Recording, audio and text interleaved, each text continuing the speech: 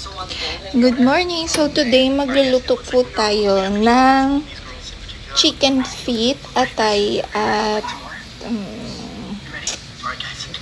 gizzard sa Sprite po. First po, yung ginawa ko una ay pinakuluan ko po ito for 15 minutes sa tubig lang. And then, naglagay po ako ng mga 100 ml na Sprite.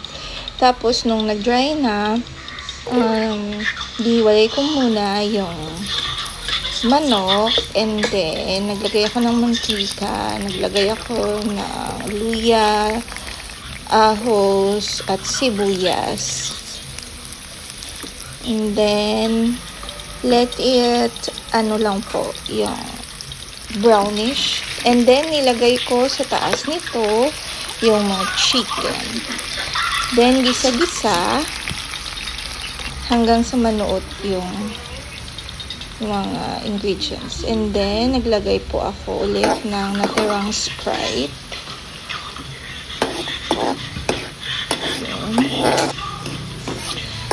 Pepper, oyster sauce, and then soy sauce. Tapos, doon lang po ako kumuha ng ating onion leaves. Then, pinakuluan siya. Nag-add ulit po ako ng Sprite. And then, magkulo-kulo lang siya. Naglagay po ako ng magic sarap.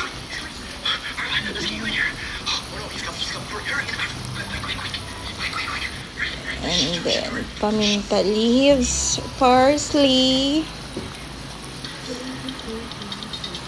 Madaming parsley. And then, pakulo-kulo naman siya.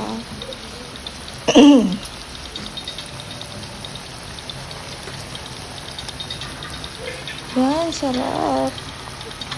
Para po maging manuot yung mga flavors. And then,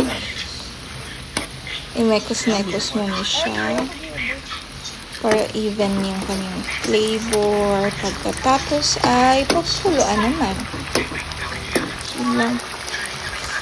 Nag-wait na lang po tayo na not totally dry, pero kukonti yung kanyang sabaw para manuot. Sa mga chicken, naglagay tayo ng sili, green sili, and done! Ready to eat for Sunday. Yum, yum, yum.